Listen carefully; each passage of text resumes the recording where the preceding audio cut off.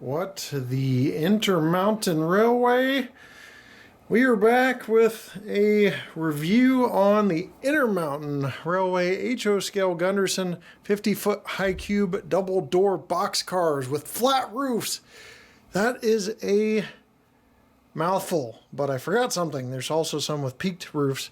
So we're going to take a look at these box cars. And this is from the Intermountain value line. If you didn't know, Intermountain is back in business and back producing products, I should say. They've always been in business, but they are back to releasing products to the dealer network and such, so you can get the items now, again, starting with rolling stock, and we've got some rolling stock items rolling in, including this and some in-scale items that I'll be reviewing either on this channel or for Model Railroader magazine later on. So let's take a look at what you get in these boxes next. All right, I've chosen this modern day BNSF to unbox because I'm a modern kind of guy.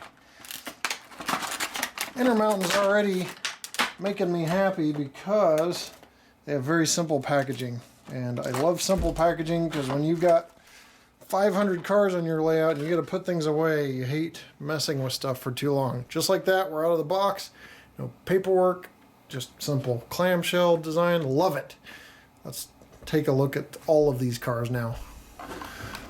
Alright, so BNSF, let's take a quick look. You get the reflective striping under here, BNSF swoosh logo. Everything is molded in on the side here. So the door latches and everything there, but you do have door or the boxcar bracing in that area. On this end, metal couplers and also ribbing on the end. BNSF is on the end, and an excess height car is also there. So KD couplers there, metal wheels, those Intermountain wheel sets, legendary in their own way for reliability and good operation. Little crew platform area here as well. Try to zoom in for you a little better. And on this end, car and BNSF and the car number, which I can read from here, 727622. So everything's clear and legible. It means the print's pretty good. Even the smaller print I can read from here. It's like an eye chart a little bit, but like 211 for, you know, is one of the specs on there. So definitely readable with the naked eye, so that's cool. And nice and clear. On that end, more of the detail on the same, as the same on this end as the other end, but there is a brake wheel here which is separately applied, and some separately applied parts, including this panel here and these crew access stairs. So top, got your X bracing on top, as you can see here from this angle. I will show you the bottom, which does have some detail as well, including air reservoirs and plumbing, along with the bracing of the underside of the car as well. So what's the difference between flat roof and a peaked roof? I'm going to show you right now, just so you know, because everything else is pretty much the same in terms of detail, I think. But as I do the Vanna White 360, we'll take a look. But flat roof, peaked roof, oh, imagine that. That is really, you guys weren't expecting that, were you? So that's the difference, but there are those two variations, flat roof and peak roof in this run. Keep in mind these are budget locomotives, so before you start tearing them to shreds for lack of 4,000 details, these are going to cost you very little money to be able to run a nice consist with. So since we just did BNSF, I guess we can move on to this peaked roof, Southern Pacific Hydro Cushion. Same door config and all that, except one of the doors is yellow, so it may appear there's one door, but there's actually two SP and everything on the side. My plan now is just to Vanna White these at this point and let you see all the detail I already talked about. You'll basically see the paint scheme as well, because there's a lot of these to go through. Right, here's another BNSF. At first glance, you might think it's the same as the first one I showed you, but old BNSF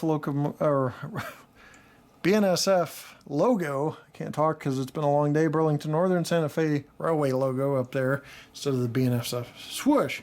Same reflective striping, so they want you to be able to model modern day. I'll give this a 360 for you. Next scheme, Burlington Northern, since we're in that kind of topic anyway. Another flat roofed car. Again, don't want to talk too much because we've already covered all the details, but do have the old barcode, which I always forget the name of, and you guys always remind me of, and all that other detail for that era. Golden West Service out in the west. This is SP patched. That's pretty cool. So you do have patched work there, and these are definitely free rolling as they're trying to take off from me. Just wanted to show you that, and there's a little dark area there for the patch. So pretty neat. I guess I can give you a quick up close extreme view so you can see up close the level of detail on these cars. Golden West Service. This is a peaked roof car, as you can see if you just take a closer look, but more of the same in terms of detail as we've talked about. I just want to Vanna White that. Denver, Rio Grande.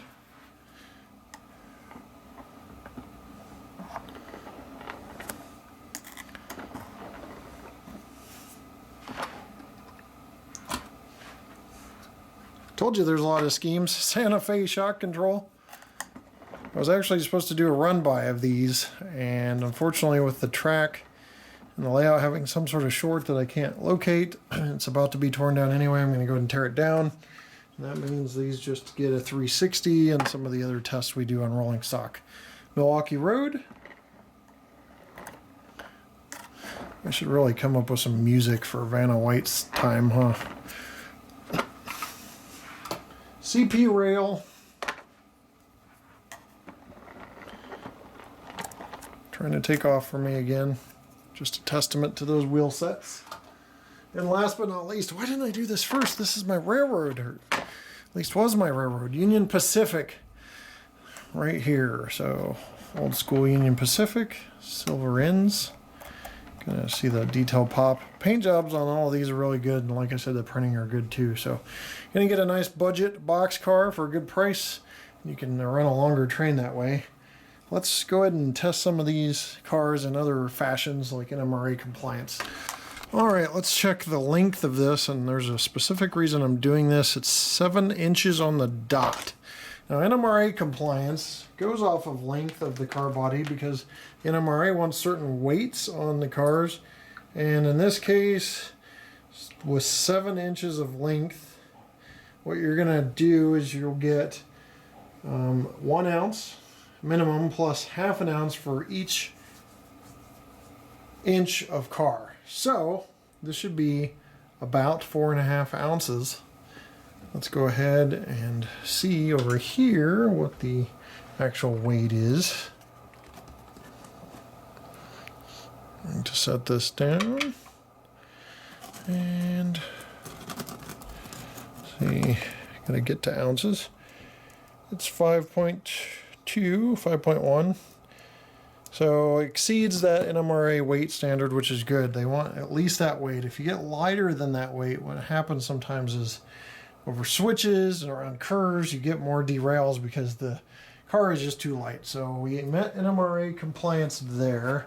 I checked coupler height off camera, but since they're KDs, everyone I checked was actually on point. It's a KD height gauge, but you know, it can still be messed up just because they're KDs. But I want to check wheel set on camera too real quick. Do everything on camera since we had so many 360s to do and Vanna Whiting to do there, but wheel sets are good. Intermountain wheel sets have always been good, so NMRA compliance is met. I have a feeling I already know how this is going to end up, but we'll check free wheel, free rolling, and they roll very, very freely. And then we also check body wobble, which that thing is like a rock. So everything's good there. So we have a plethora of these laying around the layout, and we're going to put them away, no run by, because the layout has a short and it's time for this layout to go. Take my lessons learned and moved on as I move to another home. And as you can see, the display cases are empty, one's off the wall, and in just a day I will start tearing this layout apart, keeping just a couple segments so that we can continue to do reviews and maybe get back to run-bys very, very shortly. but everything is coming apart as we prepare for an imminent move. Just a matter of months at this point, and I have to list this home here in a couple months, so I want people to see the size of this room, which means the layout has to come down. So, with that said, guys, that's all I got for the Intermountain Railway 50-foot boxcar review. We'll see you next time right here on my channel. Thanks for watching and take care.